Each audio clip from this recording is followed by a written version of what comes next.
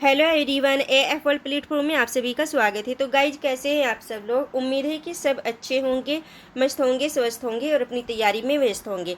और अगर गाइज आप अभी भी व्यस्त नहीं हैं तो व्यस्त हो जाइएगा, क्योंकि हम आपके लिए लेकर के आए हैं पेट 2023 के एग्ज़ाम की सुपर फास्ट क्लासेज, जो आपकी परीक्षा के लिए बहुत ही महत्वपूर्ण रहने वाली है। तो गाइज, लगातार बने रह करके अपनी तैयारी को और अधिक मजबूत कीजिएगा हमारे साथ में। सो गाइज, बिना टाइम वेस्ट किए हम अपनी क्लास को स्टार्ट कर रहे हैं। हमारा फर्स्ट क्वेश्चन है, जैन धर्म के प्रथम संस्थापक कौन है? जैन धर्म के प्रथम संस्थापक एवं प्रथम तीर्थकर कौन है? आपको बताना है कि जैन धर्म के प्रथम संस्थापक एवं प्रथम तीर्थकर कौन है। आपसे ये भी पूछ सकते हैं कि प्रथम संस्थापक कौन है, और ये भी पूछ सकते हैं कि प्रथम तीर्थकर कौन है।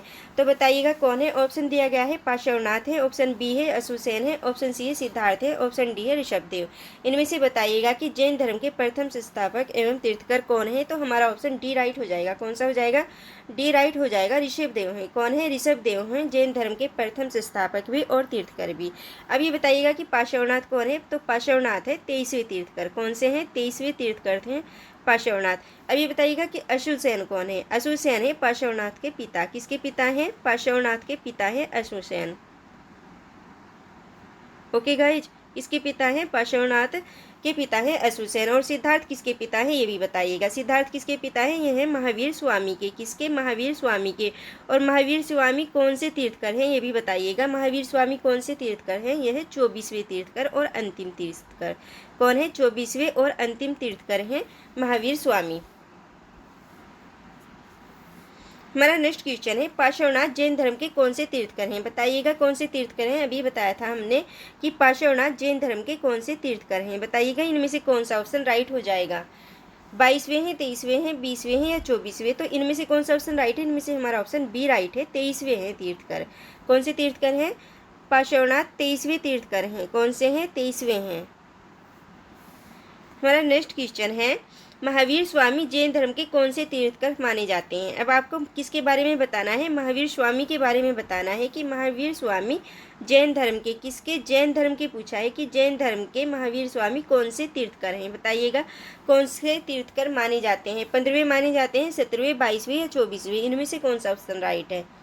इनमें से हमारा ऑप्शन डी राइट हो जाएगा। 24वें माने जाते हैं। कौन से माने जाते हैं? 24वें माने जाते हैं महावीर स्वामी जैन धर्म के तीर्थकर। और ये कौन से हैं? सबसे लास्ट के हैं। कौन से हैं? अंतिम के हैं। ये अंतिम वाले हैं। कौन से हैं? अंतिम वाले हैं।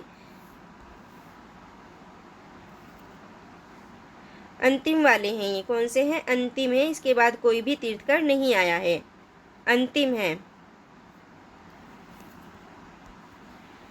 हमारा नेक्स्ट क्वेश्चन है, वैदिक काल का विभाजन कितने भागों में हुआ है। आपको बताना है कि वैदिक काल या वैदिक सभ्यता का विभाजन कितने भागों में हुआ है। बताइएगा कितने भागों में हुआ है। ऑप्शन दिया गया है कि 4 में हुआ है, ऑप्शन बी दिया गया है 3 में हुआ है, ऑप्शन सी दिया गया है 5 में, ऑप्शन डी दिया गया है तो 2 में। बताइएगा इनमें से कौन सा ऑप्शन राइट हो जाएगा। वैदिक काल का विभाजन कितने भागों में हुआ है, आपको ये बताना है। बताइएगा कितने भागों में हुआ है। तो इनमें से हमारा ऑप्शन डी राइट हो जाएगा। कौन सा होगा? डी राइट होगा। 2 भागों में हुआ है। कितने में हुआ है विभाजन वैदिक काल का? 2 भागों में हुआ है। हमारा नेक्स्ट क्वेश्चन है, आर्य समाज के लोग सर्वप्रथम कहाँ पर बसे थे। आपको बताना है आर्य समाज के लोग सर्वप्रथम कहाँ पर बसे थे। बताइएगा कहाँ पर बसे थे आर्य समाज के लोग। पंजाब में बसे थे, अफगानिस्तान में, हरियाणा में, ए बी दोनों में। तो इनमें से कौन सा ऑप्शन राइट हो जाएगा। पंजाब में भी बसे थे और अफगानिस्तान में। तो इनमें से हमारा कौन सा ऑप्शन राइट है। इनमें से हमारा ऑप्शन डी राइट है। ए बी दोनों में, यानी कि पंजाब में भी और अफगानिस्तान में भी आकर के बसे थे आर्य समाज के लोग। हमारा नेक्स्ट क्वेश्चन है, आर्य समाज द्वारा निर्मित सभ्यता को क्या कहा जाता है। इसमें पूछा है निर्मित सभ्यता। बताइएगा निर्मित सभ्यता को क्या कहा जाता है। आर्य समाज द्वारा निर्मित सभ्यता को क्या कहा जाता है। बताइएगा तो क्या कहा जाएगा। सिंधु सभ्यता कहा जाएगा, वैदिक सभ्यता, मेसोपोटामिया की सभ्यता, इनमें से कोई नहीं। तो बताइएगा इनमें से कौन सा ऑप्शन राइट हो जाएगा। आर्य समाज द्वारा निर्मित पूछा गया है, निर्मित, विकसित नहीं पूछा गया है, निर्मित पूछा गया है। तो निर्मित बताना है। बताइएगा कौन सा हो जाएगा। तो इनमें से हमारा ऑप्शन बी राइट है। वैदिक सभ्यता हो जाएगा। क्या हो जाएगा? वैदिक सभ्यता हो जाएगा। आर्य समाज द्वारा निर्मित सभ्यता। हमारा नेक्स्ट क्वेश्चन है, वैदिक काल का विभाजन किन भागों में हुआ है। आपको बताना है कि वैदिक काल का जो विभाजन है वो किन दो भागों में हुआ है। दो भाग बताए थे ना अभी कि दो भागों में विभाजन हुआ है, तो उन दो भागों का नाम बताना है आपको। ऑप्शन दिया गया है ऋग्वेदिक काल, ऑप्शन बी दिया गया है उत्तर वैदिक काल, ऑप्शन सी दिया गया है ए बी दोनों, ऑप्शन डी दिया गया है इनमें से सभी। तो बताइएगा कौन सा ऑप्शन राइट हो जाएगा। वैदिक काल का विभाजन दो भागों में हुआ है, तो वे कौन कौन से हैं दो भाग। तो इनमें से हमारा ऑप्शन ए बी दोनों राइट हो जाएंगे। कौन से हो जाएगा, ए बी राइट है, ऋग्वेदिक काल भी और उत्तर वैदिक काल भी। तो कौन सा ऑप्शन राइट हो गया, इनमें से हमारा ऑप्शन सी राइट हो गया, ए बी दोनों। कौन सा राइट हो गया, सी राइट हो गया, ए बी दोनों। अब इसका काल बताइएगा कि कितना समय हुआ था। और ऋग्वेद का जो दिया गया है टाइम वो दिया गया है 1500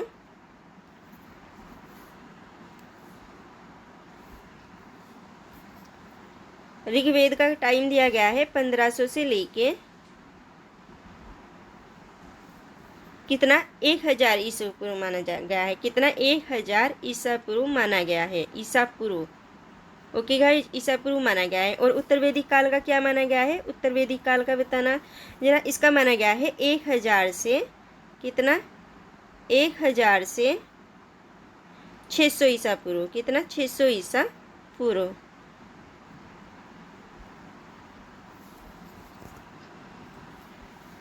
हमारा नेक्स्ट क्वेश्चन है आर्यों की भाषा क्या थी। आपको बताना है कि आर्य समाज के लोगों की भाषा क्या थी। बताइएगा क्या थी आर्य समाज के लोगों की या आर्यों की भाषा।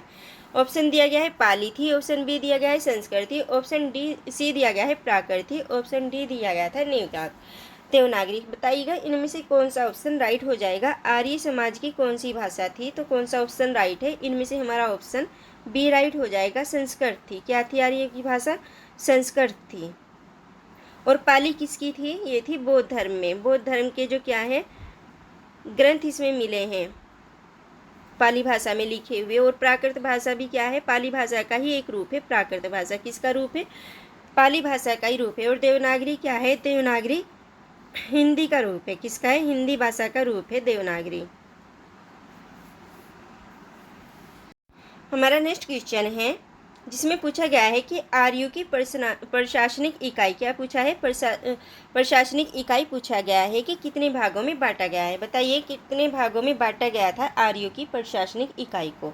ऑप्शन दिया गया है 1 में, ऑप्शन बी दिया गया है 4 में, ऑप्शन सी दिया गया है 3 में, ऑप्शन डी दिया गया है 5 में। तो बताइएगा आर्यों की प्रशासनिक इकाई को कितने भागों में बांटा गया है। तो इनमें से कौन सा ऑप्शन राइट हो जाएगा, इनमें से हमारा ऑप्शन डी राइट हो जाएगा। पांच भागों में बांटा गया है। कितने, 5 भागों में बांटा गया है। और कौन कौन से भाग है, हम आरोही क्रम में लिख के दिखा रहे हैं कि कौन कौन से भाग हैं। ऑप्शन दिए इसमें है कुल, क्या है, भागों में कुल है। दूसरा क्या है, ग्राम है, जिसे गांव भी बोलते हैं, ग्राम है, ग्राम या गांव बोल सकते हैं। तीसरा क्या दिया गया है, विषय, विषय। और चौथा क्या है बताइएगा, चौथा है जन, और 5वां है राष्ट्र। 5वां क्या है, राष्ट्र। ये कितने भाग हो गए, ये 5 भाग हो गए।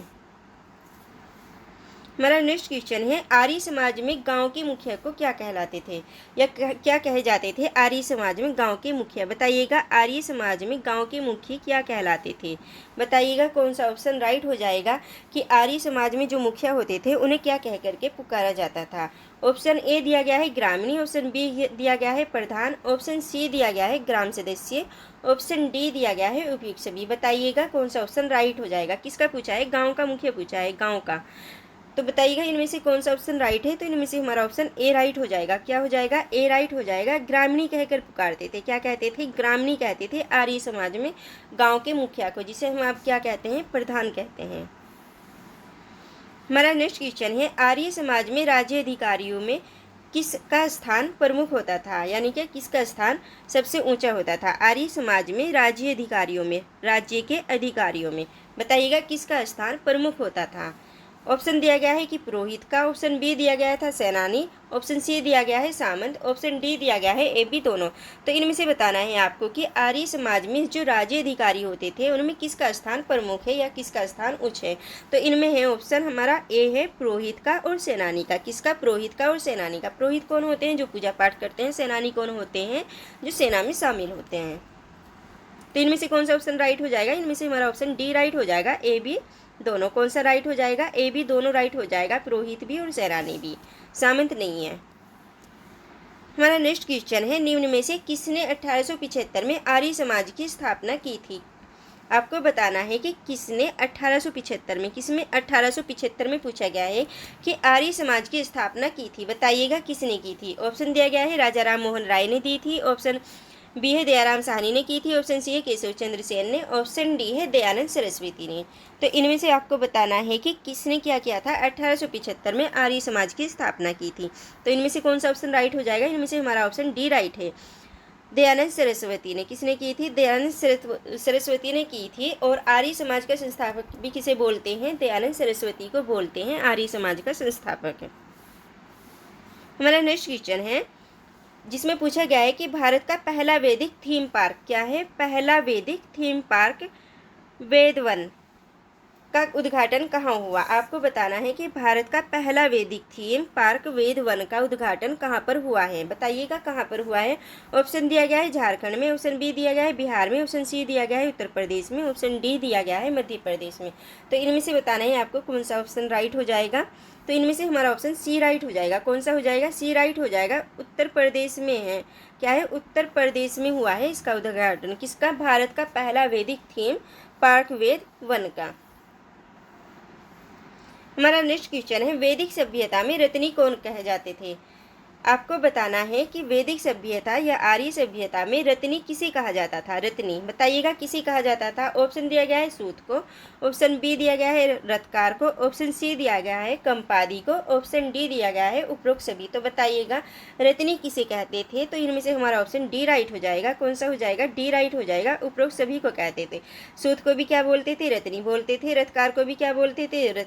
रत्नी बोलते थे। और कंपादी को भी क्या बोलते थे? तो रत्नी बोलते थे। तो कौन सा ऑप्शन राइट है इनमें से हमारा? इनमें से हमारा ऑप्शन डी राइट है। कौन सा है? डी राइट है, उपरोक्त सभी। ओके। हमारा नेक्स्ट क्वेश्चन है, महावीर स्वामी का जन्म कहाँ हुआ था? सॉरी, कब हुआ था? आपको बताना है कि महावीर स्वामी का जन्म कब हुआ था, बताइएगा कब हुआ था महावीर स्वामी का जन्म।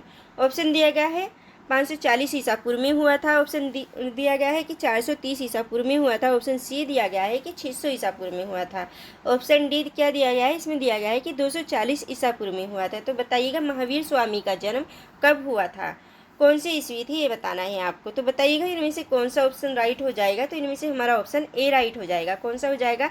ए राइट हो जाएगा। 540 ईसा पूर्व में हुआ था। किसका जन्म? महावीर स्वामी का जन्म हुआ था। अब ये बताइएगा कि कहाँ पर हुआ था। आपको कहाँ क्या बताना है? ये बताना है कि कहाँ पर हुआ था, बताना है। बताइए जरा कहाँ पर हुआ था। तो ये हुआ था कुंडग्राम वैशाली में। कहाँ पर हुआ था? कुंडग्राम वैशाली में हुआ था। किसका जन्म? महावीर का। कुंडग्राम वैशाली में हुआ था। इनके पिता का नाम क्या था? पिता का नाम बताओ क्या था? पीछे बताया था अभी हमने कि पिता का नाम क्या था। पिता का नाम था सिद्धार्थ। क्या था? सिद्धार्थ। माता का नाम बताना है आपको कि माता का नाम क्या था महावीर की, बताइएगा माता का क्या नाम था। माता का नाम बताइएगा क्या था? त्रिशला था। क्या था? त्रिशला था माता का नाम, त्रिशला। और वो किसकी बहन थी ये भी बताओ। त्रिशला इनकी जो माता थी वो किसकी बहन थी ये बताओ। तो वो लिच्छवी राजा चेटक की थी बहन थी। किसकी? लिच्छवी राजा चेटक की बहन थी। ओके। कौन थी? सिद्धार्थ की माँ जो त्रिशला थी वो लिच्छवी की राजा चेटक की बहन थी। और इनके पिता का क्या नाम था? सिद्धार्थ था। और इनका जन्म कहाँ हुआ था ये भी बताओ। कहाँ हुआ था? कुंडग्राम वैशाली में हुआ था। और कब हुआ था? 540 ईसा पूर्व में हुआ था। कब हुआ था? 540 ईसा पूर्व में हुआ था। हमारा नेक्स्ट क्वेश्चन है, गोचर भूमि का अधिकारी कौन होता है? आपको बताना है कि गोचर भूमि क्या है? गोचर भूमि का अधिकारी कौन होता है, बताइएगा कौन होता है। सामंत होता है, वाजपति होता है, राजन होता है या रत्नी। तो इनमें से कौन सा ऑप्शन राइट हो जाएगा? वाजपति राइट होगा, सामंत होगा, राजन होगा या रत्नी। तो इनमें से हमारा ऑप्शन बी राइट हो जाएगा, वाजपति होगा। वाजपति क्या है? गोचर भूमि का अधिकारी माना जाता है। हमारा नेक्स्ट क्वेश्चन है, वैदिक सभ्यता में युद्ध के लिए किस शब्द का प्रयोग किया गया है? आपको बताना है जो वैदिक सभ्यता थी जिसे आर्य सभ्यता भी बोलते हैं उसमें युद्ध को युद्ध को क्या बोला जाता था? युद्ध के लिए किस शब्द का प्रयोग किया जाता था? बताइएगा किस शब्द का प्रयोग किया जाता था युद्ध के लिए? ऑप्शन दिया गया है परुषणी, ऑप्शन बी दिया गया है सुदास, ऑप्शन सी दिया गया है सम्राट, ऑप्शन डी दिया गया है गवष्टि। तो बताइएगा इनमें से कौन सा ऑप्शन राइट हो जाएगा? वैदिक सभ्यता में युद्ध के लिए किस शब्द का प्रयोग किया जाता था? युद्ध न कहकर क्या शब्द प्रयोग करते थे, ये बताना है आपको। तो इनमें से कौन सा ऑप्शन राइट हो जाएगा? इनमें से हमारा ऑप्शन डी राइट है, गोष्ठी बोलते थे युद्ध को। क्या बोलते थे? गोष्ठी बोलते थे युद्ध को।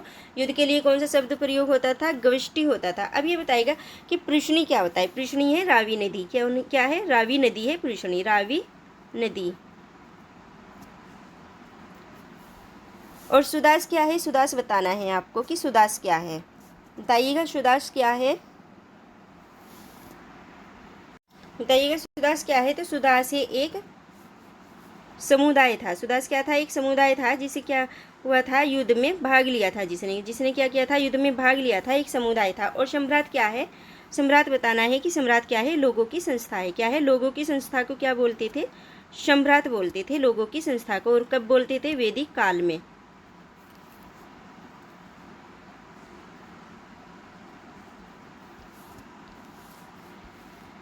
हमारा नेक्स्ट क्वेश्चन है, वैदिक सभ्यता में जीवन भर अविवाहित रहने वाली महिलाओं को क्या कहा जाता था?